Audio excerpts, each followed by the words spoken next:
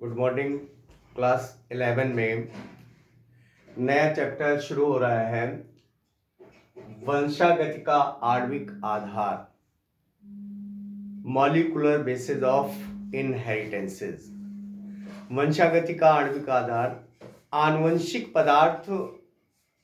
पहले से मालूम है बच्चों को कि मेंडल ने कारक को आनुवंशिक पदार्थ कहा, यानी कि ये कारक ही आनुवंशिक पदार्थों को एक स्थान से दूसरे स्थान, यानी कि एक पीढ़ी से दूसरी पीढ़ी में ले जाने का कार्य करते हैं।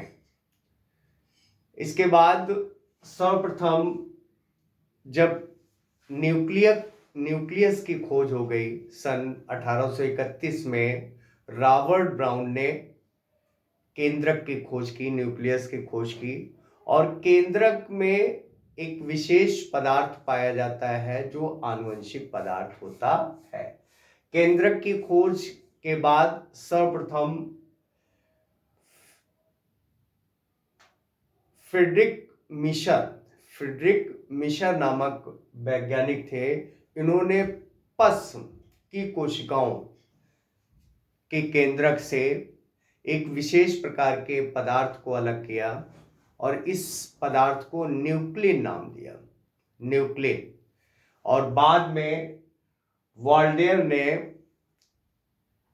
केंद्रक के अंदर क्षण के समान संरचनाएं देखी, यानी क्षण या दंड के समान संरचनाएं देखी।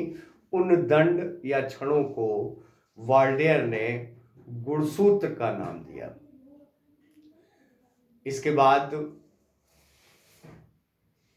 वैज्ञानिक हैं अल्टमान। इन्होंने 1889 में, अल्टमान वैज्ञानिक लिखे हुए हैं सन 1889 में, अल्टमान ने जो न्यूक्लिन पदार्थ बताया था, फ्रेडरिक मिशर वैज्ञानिक ने न्यूक्लिन पदार्थ बताया था, उसी न्यूक्लिन पदार्थ को अम्लीय प्रवृत्ति देखते हुए इन्होंने न्यूक्लिक अम्ल का नाम दिया, यानी कि इन्होंने बताया इसको कि ये न्यूक्लिक अम्ल है।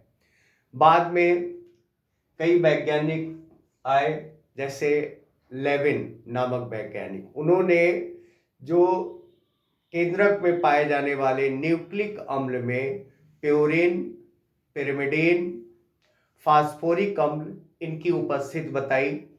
प्योरीन दो प्रकार के होते हैं, एडेनिन और ग्वाइनिन।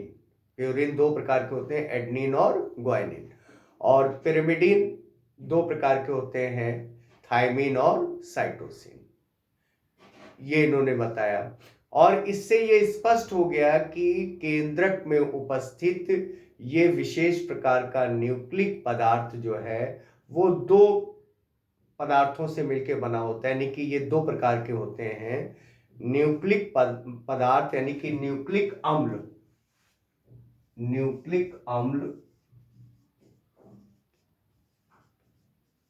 दो प्रकार के होते हैं। नंबर एक डीएनए, डीऑक्सीराइबोज न्यूक्लिक एसिड, और दूसरा आरएनए,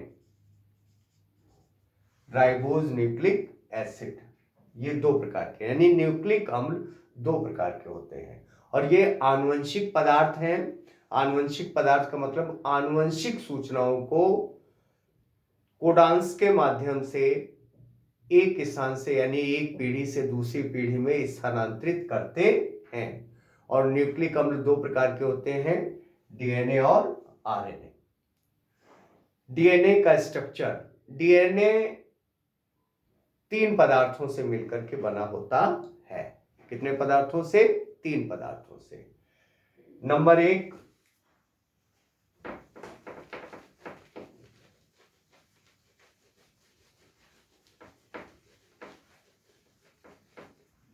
न्यूक्लिक अम्ल जो है, यानी डीएनए तीन पदार्थों से। नंबर एक डीऑक्सी राइबोज शर्करा, डीऑक्सीराइबोज शर्करा। इसका अणुसूत्र होता है C5। 5 कार्बनिक पदार्थ होता है C5 H10O4, ये अणुसूत्र है और क्या बोलते अणुसूत्र है और इसकी आणविक संरचना, आणविक संरचना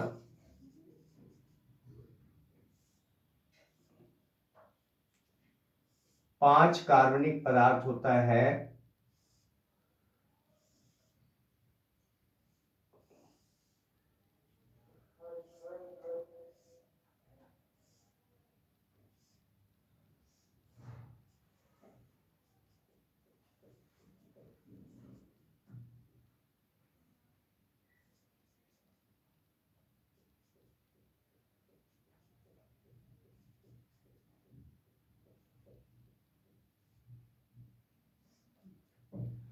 ये 5 कार्बनिक पदार्थ है। पहला कार्बन ये, दूसरा कार्बन ये, तीसरा कार्बन ये, चौथा कार्बन ये और इसका 5वां कार्बन वलय से बाहर, ये होता है वलय से बाहर। ठीक है ना। तो ये आणविक संरचना है और यानी डीऑक्सीराइबोस शर्करा और दूसरा जो पदार्थ होता है वो नाइट्रोजनी क्षारक।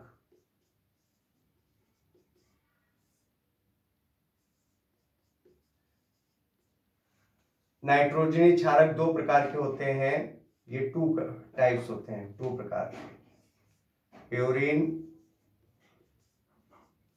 और पिरेमिडीन।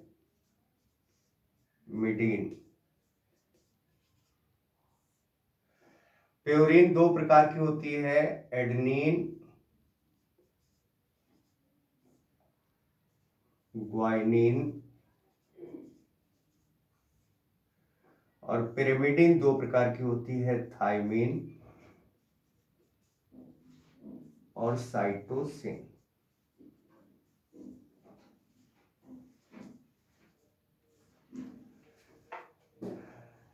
एडेनिन हमेशा थायमिन से मिलकर के डबल बॉन्ड बनाती है, A double Bond tea, adenine और थायमिन।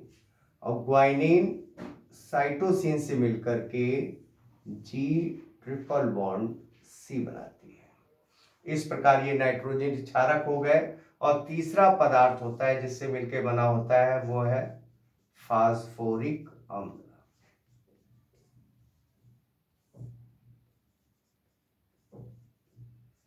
H3PO4। इन पदार्थों से मिलकर डीएनए बना होता है।